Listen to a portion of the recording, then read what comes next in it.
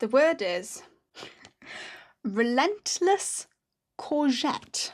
I'm getting a telepathic message here about some sort of racing driver who has made a racing car out of an enormous courgette. Am I right, Chutney? So I have this jar which is filled with random word prompts, and today I'm going to be pulling out words from this jar and telling stories that relate to the words. But there is a magical twist. So this is my co-host, Chutney. She is a Chutasian hedgehog from the world of Chutasia, and she has travelled through time and space to end up inhabiting the body of a stuffed toy hedgehog on planet Earth. And so what we're going to be doing today is seeing whether any of these word prompts sort of trigger Chutney's memory, and so we can learn more about where she's from. So this is the first time I'm doing this. It's a bit experimental. Let's pull out the first word. These have been written for us by my partner, and I'm not quite sure what to expect. Chutney, are you ready for the first word? You. So what does this make you think of, Chutney? The word you. Well, what it makes me think of, and I talked about this in one of my previous videos, is that when I die, my personality, my essence, will go into the time soup, which is like the time travel realm that allowed Chutney to get from Chutasia to Earth.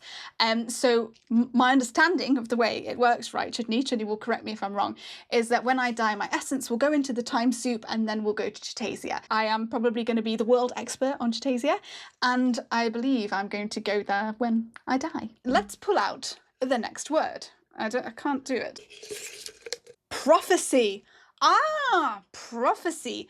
Well, Chutasia is a world that does have sort of spiritual and religious aspects, and Chutney definitely places herself at the centre of many of the prophecies. So it's a little bit complicated, Chutney's relationship to Chutasia, because things that happen on Earth can kind of leak into the Chutasia timeline and impact things that happen in Chutasia. And that's why sometimes there are strange coincidences between things on Earth and my life on Earth and Chutasia. So for example, the language that I'm speaking, which we would call English, they also speak a language that sounds like this in Chutasia. But there's just a sort of coincidence, or it's a leak, and we call that an influential leak. Because we are creating all of these leaks and influencing it, our understanding is that when Chutney perhaps does go back to Chutasia in the end, of course I'll go with her, that she will probably be seen as some sort of god, because many of the things in Chutasia will have been influenced or built or sort of made by her by accident. And there are some religions in Chutasia who are awaiting the arrival of a prophet. And so it's likely that Chutney will fulfill some prophecies, which is probably fulfilling them right now. Maybe I am fulfilling, do you think I'm fulfilling some Chutasian prophecies? Perhaps.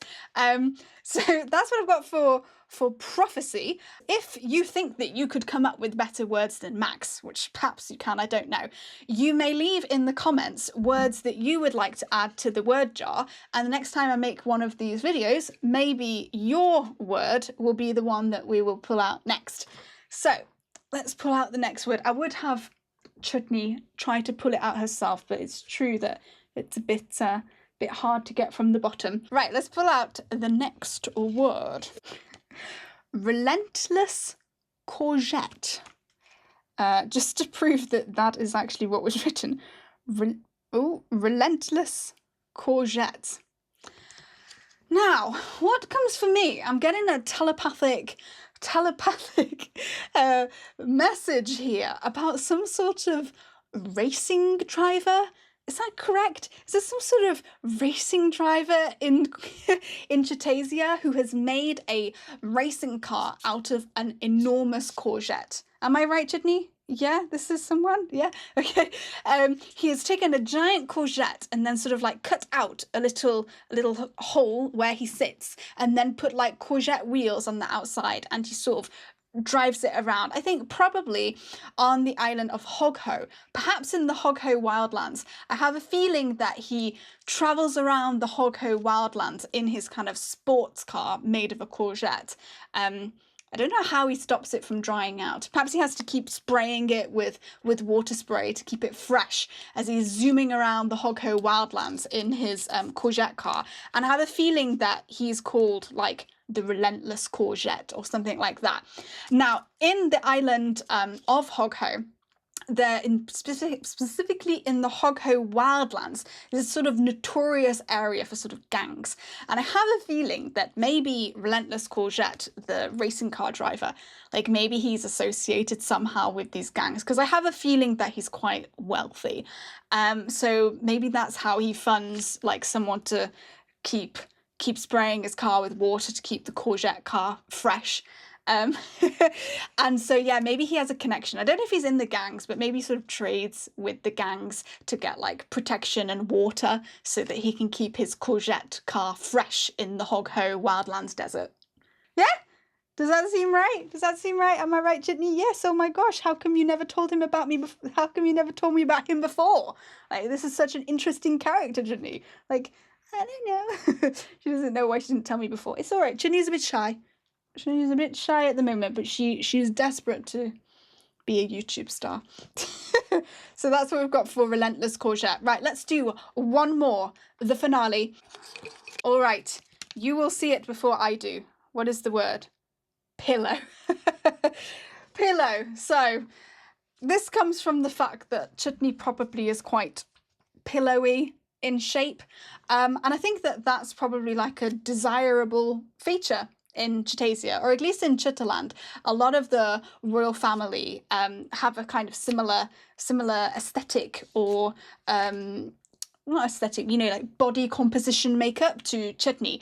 This kind of like a massive body with small limbs. And I think that's probably described as like having a pillow aesthetic, or the sort of pillow body type. You know, right, when they have different body types, like, are you an apple, or are you a pear, or are you a, I can't remember what the other ones are, strawberry or something like that. And then they tell you how to dress based on your fruit. If you've never seen that before, you must think I'm mental. But I swear this is a thing on Earth. And I feel like when Chutney and Chutney's family, you know, flick through the Chutasian Chutasian magazines, Chutasian fashion magazines, I feel like there's like a section of like how to dress for a pillow body type.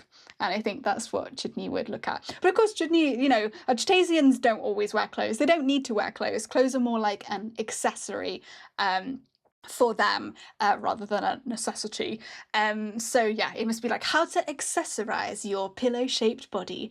And that's what Chutney must look at. Is that right? Yeah, yeah. Maybe we'll you know, expand on what would be the tips for accessorizing a pillow-shaped body. I would say, you know, like accentuate your curves. That must be one. Accentuate your curves, and, you know, maybe bubbly bold patterns, you know, make you take up even more space, because not only are you taking up like sort of physical space as a pillow-shaped being, but you're also taking up like visual space by wearing like a very bold or busy print. Does that seem right? Because I suppose if you just wore a small accessory, you know, like a little badge or a little earring, it would be lost, you know. So that would probably be some advice for dressing a pillow-shaped body type. What do you think? Yeah, Chutney approves. Okay, she's not actually shy. She's just playing shy. You'll see her personality come out in future videos. So if you enjoyed this video, do let me know below, give me a like and subscribe for more. We will do this again. All right, bye-bye.